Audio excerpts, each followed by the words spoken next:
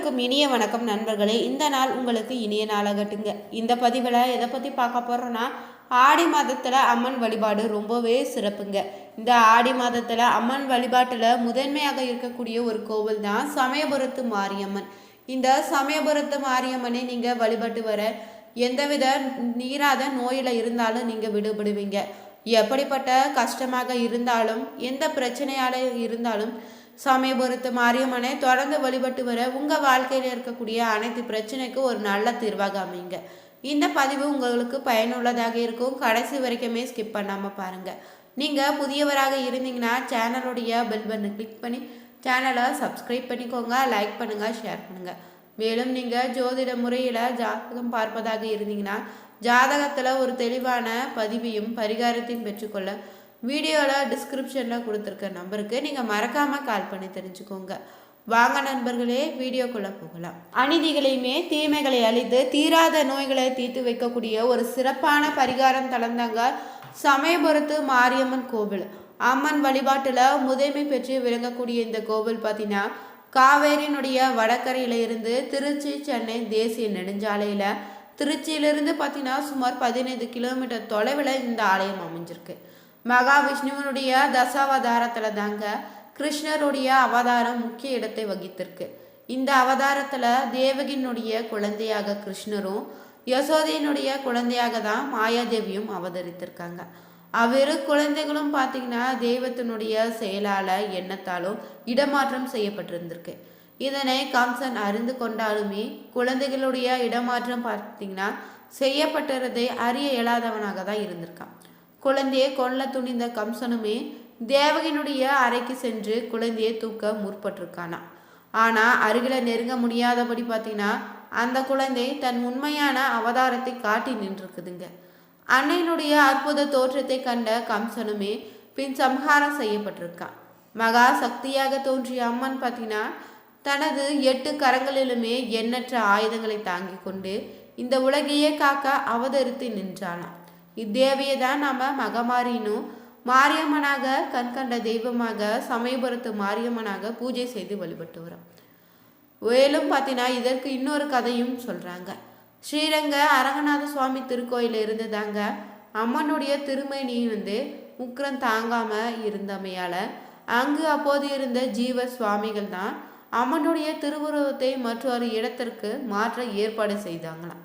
அதன்படி பார்த்தீங்கன்னா பணிவிடை புரிவோர்களை கொண்டு அந்த திருவுருவத்தை எடுத்துக்கொண்டு வடக்கு நோக்கி வந்திருக்காங்க. ஒரு இடத்துல இறக்கி வைத்துட்டு இலைப்பாரியிருக்காங்க. அவர்கள் இலைப்பாரிய அந்த இடம்தான் இப்போது சமயபுரம் என்ற பெயரில் இருக்குதா. அதன் நினைவாகவே இப்போதும் பார்த்தீங்கன்னா இந்த கோவிலில் திருவிழாவினுடைய 8ஆம் நாளில் அம்மன் அங்கு சென்று ஒரு இரவு ஓய்வு கொள்வது நடைபெற்று வருதுங்க. இலைப்பாரிய பிணைவிடையாளர்களும் பார்த்தீங்கன்னா அங்கிருந்து தென்மேற்காக வந்து தான் கண்ணனூர் அரண்மனை மேட்டில் அன்னையினுடைய திருவுருவத்தை வைத்துட்டு சென்று விடுவாங்க. இப்படி இருக்க அவர்கள் வைத்த இடம்தாங்க மாரியம்மனுடைய அருளாசியால் திகழுது. கண்ணனூர் மாரியம்மனும் இதற்கு இன்னொரு பெயரும் சொல்லுவாங்க. இந்த தலத்தினுடைய சிறப்பு என்னன்னு பார்த்தீங்கன்னா திருக்கடையூரில் மார்க்கண்டேயனுடைய அதீத பக்திக்கு மயங்கிய கால சம்ஹார மூர்த்தியாக அவதரித்த யமதர்மன் பார்த்தீங்கன்னா சிவன் அழிக்கவே உலகில் பார்த்தீங்கன்னா ஜனன மரண நிலையில் பெரிதும் மாற்றம் ஏற்பட்டிருக்குது.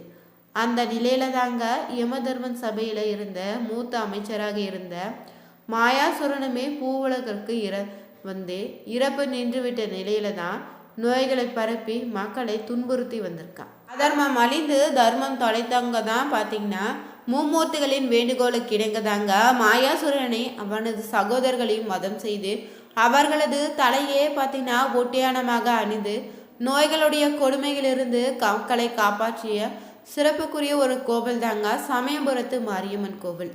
இன்றும் கருவறையில் இருக்கக்கூடிய அம்மனுடைய வலது பொற்கமல திருப்பாதம் பார்த்தீங்கன்னா மாயாசுரனுடைய தலை மீது எழுந்திருப்பதை நீங்கள் கண்டு தரிசிக்கலாங்க. மேலும் இந்த கோவிலில் தீராத நோய்களை தீர்க்க சிறந்த பரிகார தலமாகவும் இன்றும் விளங்கி வருது. ஆகம சிற்ப வாஸ்து சாஸ்திரங்களுக்கு ஏற்பதான் அருள்மிகு மாரியம்மன் கோவிலையும் அமைச்சிருக்காங்க. இது செழிப்பையுமே வளத்தையும் உணர்த்துவதாக கூட நம்ம எடுத்துக்கலாம். கோயிலுடைய முகப்பில் இருக்கக்கூடிய நீண்ட பெருமண்டபம் பார்வதி கல்யாண மண்டபம்னு சொல்லுவாங்க. 3 திருச்சுற்றுகளை கொண்ட இந்த கோவிலில் கிழக்கில் உள்ள சன்னதி தெருவில் அருள்மிகு விநாயகர் திருக்கோவில் அமைஞ்சிருக்குதுங்க. தெற்குல அருள்மிகு முருகன் திருக்கோவிலும் அமைத்திருக்காங்க. தேரோடும் மீதின்னு பார்த்தீங்கன்னா வடக்கே மீண்டும் ஒரு விநாயகர் கோவில் அமைஞ்சிருக்கு. மேற்கில் அருள்மிகு ராஜகோபால சுவாமி பிரதிஷ்டை செய்திருப்பது இது மற்றொரு சிறப்புன்னே சொல்லலாம். மேலும் பார்த்தீங்கன்னா இந்த கோவிலை 2ஆம் திருச்சுற்றுல அருள்மிகு விநாயகர் சன்னதி, நவராத்திரி மண்டபம், அபிஷேக அம்மன் சன்னதின்னு, யாகசாலை, தங்கரத மண்டபம்னு அடங்கியிருக்குதுங்க. 2ஆம் திருச்சுற்றை முடிவடைந்த பிறகு பார்த்தீங்கன்னா உள்ளே போனீங்கன்னா கொடிமரம், பலிப்பீடம் ஆகியவை தொடர்ந்து மாவிளக்கு மண்டபத்தை நீங்கள் பார்க்கலாம். மேலும் இங்கே இருக்கக்கூடிய கருவறைக்கு செல்லக்கூடிய வழியில் இருபுறமே பார்த்தீங்கன்னா துவார பாலகருடைய சித்திகளினுடைய சுதை உருவத்தை நீங்கள் கண்டு தரிசிக்கலாங்க. வலதுபுறம் அருள்மிகு கற்பன சுவாமியின் சன்னதி இருக்குது. கருவறைக்கும் மாவிளக்கு மண்டபத்துக்கு இடைப்பட்ட பகுதியில் மகா மண்டபமும் அர்த்த மண்டபமும் சொல்லுவாங்க. கருவறை சுற்றி இருக்கக்கூடிய பிரகாரம் பார்த்தீங்கன்னா விமானத்தின் அதிர்ஷ்டமான பகுதியில் தொட்டி போன்று அமைத்திருக்காங்க. அதில் நீர் எந்நேரமும் நிரப்பிதாங்க இருக்கும். அம்பாள் கருவறையில் குளிர்ச்சியாக இருப்பதற்காக தாங்க உக்கிரத்தை தணிப்பதற்காக இத்தகைய முறையில் கட்டமைத்திருக்காங்க. கருவறையுடைய இடதுபுறம் பார்த்தீங்கன்னா உற்சவ அம்மனுடைய சன்னதி இருக்குது. இத்திருமேனிக்கு நாள்தோறுமே பார்த்தீங்கன்னா சிறப்பாக அபிஷேகம் செய்யப்படுதுங்க.